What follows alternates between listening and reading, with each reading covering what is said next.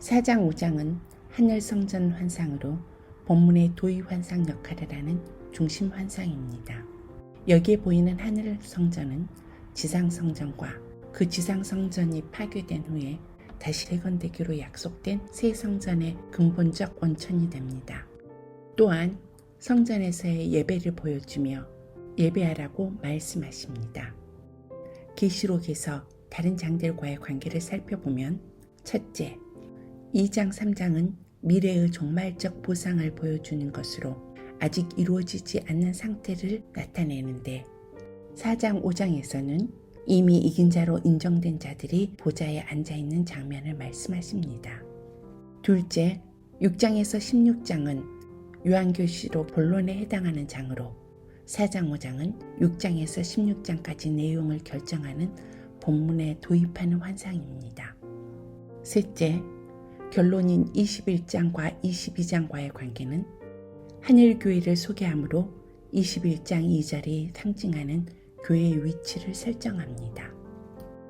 4장과 5장은 하나의 환상으로 4장은 창조주 하나님께 5장은 구원자 예수님께 초점을 맞추어서 4장에서는 창조의 섭리를 5장에서는 죽임당하신 어린 양을 찬양하므로 창조의 목적은 구원을 통해 완성되는 것을 보여줍니다. 4장 1절 이 일 후에 내가 보니 하늘에 열린 문이 있는데 내가 들은 바 처음에 내게 말하던 나팔 소리 같은 음성이 이르되 이리로 올라오라.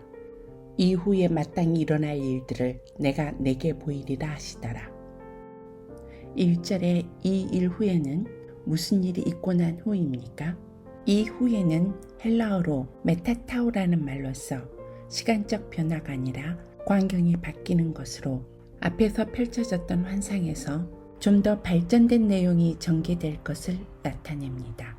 2장과 3장은 1장과 같은 시간대에 이루어진 삽입장이고 2일 후에란 말은 1장 19절 다음으로 4장 1절이 연결되어집니다. 하늘에 열린 문이 있는 데란 말은 무슨 뜻입니까? 여기서 하늘은 이 세상을 떠나면 가게 되는 내세의 천국이 아니라 하나님이 이 세상을 다스리시는 영적 공간을 의미하는 것으로 영적 시각이 열리는 것을 뜻합니다. 물론 내세의 하늘도 분명히 있습니다. 성경에서 열린 문은 하나님의 임재, 구원의 문 혹은 예수님을 상징합니다. 나팔 소리 같은 음성으로 이리로 올라오라 하심은 누가 무슨 뜻으로 왜 말씀하셨습니까?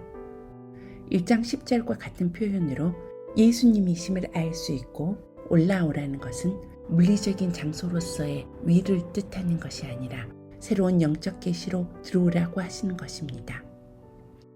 그 이유는 마땅히 일어날 일, 즉 앞으로 일어날 일들을 보여주심으로써 모든 일들이 주께 속해 있는 것임을 알게 하므로 성도들이 어려운 시기에 낙심치 않게 하기 위해서입니다. 성경에 기록되기를 너희 마음의 눈을 밝히사 그의 부르심의 소망이 무엇이며 성도 안에서 그 기업의 영광의 풍성함이 무엇이며 그의 힘의 위력으로 역사하심을 따라 믿는 우리에게 베푸신 능력의 지극히 크심이 어떠한 것을 너희로 알게 하시기를 구하노라 라고 하셨습니다. 4장 2절 내가 곧 성령에 감동되었더니 보라 하늘에 보좌를 베풀었고 그 보좌 위에 앉으신 이가 있는데 2절에 하늘 보좌가 상징하는 것은 무엇입니까? 이 보좌는 하나님의 통치와 심판과 영광의 자리로서 앞으로 전개될 종말의 사건들도 하나님의 섭리에 의해 진행되어지며 역사의 종국적 완성과 승리는 당시 로마 황제가 아니라 하나님께 있음을 보여주는 것으로 신자들에게 희망과 삶의 동력으로 상징되어집니다. 4장 3절 앉으신 이의 모양이 벽옥과 홍보석 같고 또 무지개가 있어 보좌를 둘렸는데 그 모양이 녹보석 같더라. 3절에 앉으신 이의 모양은 어떠합니까? 하늘 보좌에 앉으신 이는 하나님의 모양으로 최극상으로 묘사하였는데 이 묘사는 은유적인 표현입니다. 벽옥, 수정같이 맑고 깨끗한 빛으로 하나님의 거룩한 영광의 본체를 상징합니다. 홍보석, 이는 죄에 대한 하나님의 심판과 거룩한 공의를 상징합니다. 또 무지개가 있어 보좌에 들렸다고 했는데 에스겔서 1장 28절에 의하면 무지개는 하나님의 영광을 나타내고 이는 하나님의 주권적인 장엄함과 영광과 아름다움을 은유적으로 나타낸 것입니다. 또한 무지개는 하나님의 약속의 신실함의 증표입니다. 하나님은 인간과 사중 언약을 하시는데 첫째, 행위 언약.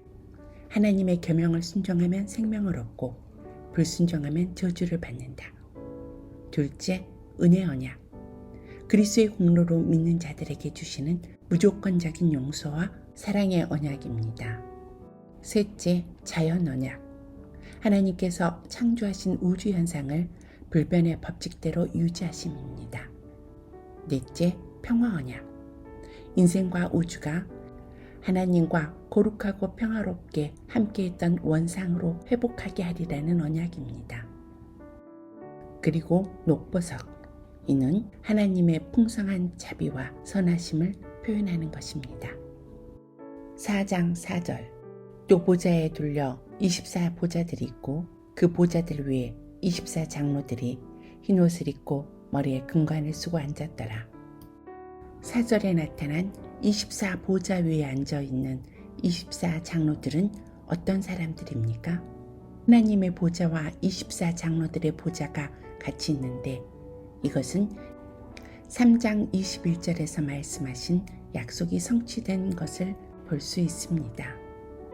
여기서 24란 구약의 백성을 상징하는 12지파 대표와 신약의 백성들을 상징하는 12사도를 가리키는 것으로 이해할 수 있습니다.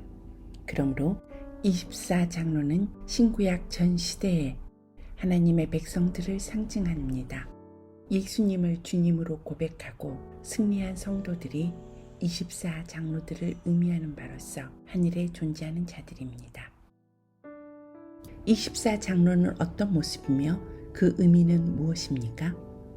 의를 상징하는 흰옷을 입고 승리를 상징하는 금면류관을 쓰고 하늘 보좌에 앉아 있습니다. 이는 황제 숭배의 겁으로 고난당하는 성도들에게 예수님의 피로 구속함을 받은 성도들이 하나님의 통치에 동참하는 영광스러운 자들임을 나타냅니다. 4장 5절. 보좌로부터 번개와 음성과 우레소리가 나고 보좌 앞에 켠 등불 7이 있으니 이는 하나님의 7영이라. 번개와 음성과 우레소리의 의미는 무엇입니까?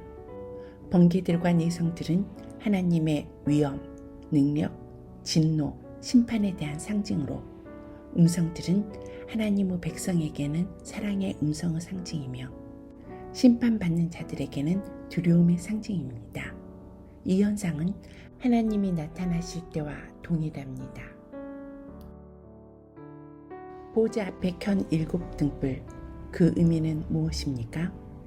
7등은 1장 4절에서와 같이 곧 7영이라 하시는데 여기 하나님의 보좌 앞에 7등과 같이 성막 안에 지성소 앞에 7등이 있는데 이는 성령님을 상징하는 것으로 스가랴에서는 7눈으로 묘사되어 있습니다.